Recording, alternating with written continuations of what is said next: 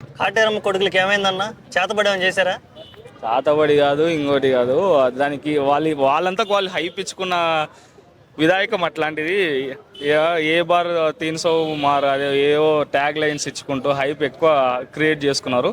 ఇంకోటి ఏంటంటే వాళ్ళది ఫస్ట్ నుంచి అయినా సరే, మన బ్యాటింగ్ లైనప్ చూసుకుంటే ఫస్ట్ మొదటి మ్యాచ్ నుంచి అయినా సరే బ్యాటింగ్ పిచ్ ఇస్తేనే వాళ్ళు సర్వే అవుతారు. బౌలింగ్ పిచ్ జస్ట్ ఇట్లా లిటిల్ బిట్ టర్న్, అంటే మన వాంకేడలు చూసినాం కదా, జస్ట్ చిన్న టర్న్ ఉన్నా సరే వాళ్ళు ఆడలేకపోతున్నారు. ఎందుకంటే వాళ్ళు హిట్ ఆర్ ఫట్ అంతే. అట్లాంటి బ్యాట్స్మెన్స్ ఉన్నారు కాబట్టి నెక్స్ట్ సీజన్ ఇదే బ్యాటింగ్ లైనప్ పెట్టుకొని, ఎందుకంటే ఇప్పుడు వాళ్ళ వీక్నెస్ తెలిసిపోయింది. ప్రతి హోమ్ గ్రౌండ్ అంటే ఇప్పుడు మన సన్ రైజర్స్కి ఉప్పల్ హోమ్ గ్రౌండ్ కదా, వాళ్ళు ఒకటే బ్యాటింగ్ పిచ్ ఇస్తే ఇవ్వచ్చు అంతే. ఇంకా మిగతా వాళ్ళకందరికీ ఆ వీక్నెస్ తెలిసిపోయింది. మన వాన్కడేలో కూడా స్లో పిచ్ ఇచ్చింది కాబట్టి ప్రతి ఏ టీం అంటే ఇప్పుడు మన సన్ రైజర్స్ ఏడికి పోయి హోమ్ గ్రౌండ్లో వేరే వాళ్ళ హోమ్ గ్రౌండ్లో ఆడాలన్నా సరే వాళ్ళకి బౌలింగ్ పిచ్ చేస్తారు.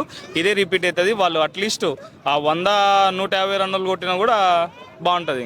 అది కూడా కొట్టలేరు ఇక. ఓకే, ఒకే స్ట్రాటజీతో గేమ్ ఆడటం అనేది ఇప్పుడున్న ఇన్స్టెంట్ గా మారిపోతుంది. యాక్చువల్ గా సెకండ్ కి 2020 మారిపోతుంది. కానీ వీళ్ళు ఒకే స్ట్రాటజీతో ముందుకెళ్తే ఇలా ఓటంలో చూస్తారు కదా.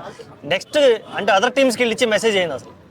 అదే అన్న, అదర్ టీమ్స్ అనే కాదు, ఇప్పుడు వాళ్ళ వీక్నెస్నే చేతిలో పట్టుకున్నారు ప్రతి ఒక్క టీం కానీ, ప్రతి ఒక్క మేనేజ్మెంట్ కానీ. ఎందుకంటే ఏ ఏ హోమ్ అంటే వేరే వాళ్ళ పిచ్చెస్కి, అంటే ఇప్పుడు చెన్నై కానీ మన లక్నో కానీ అట్లా స్లో పిచ్లు ఉంటాయి కదా, ఆ పిచ్లో ఇంకా స్లో పిచ్లు ఇస్తున్నారు. అట్లాంటి హోమ్ గ్రౌండ్లో కూడా స్లో పిచ్లు ఇస్తున్నారు. ఎందుకంటే వీళ్ళకి బ్యాటింగ్ పిచ్ ఇచ్చినారు అనుకో కొట్టేస్తారు, ఈజీగా కొట్టేస్తారు.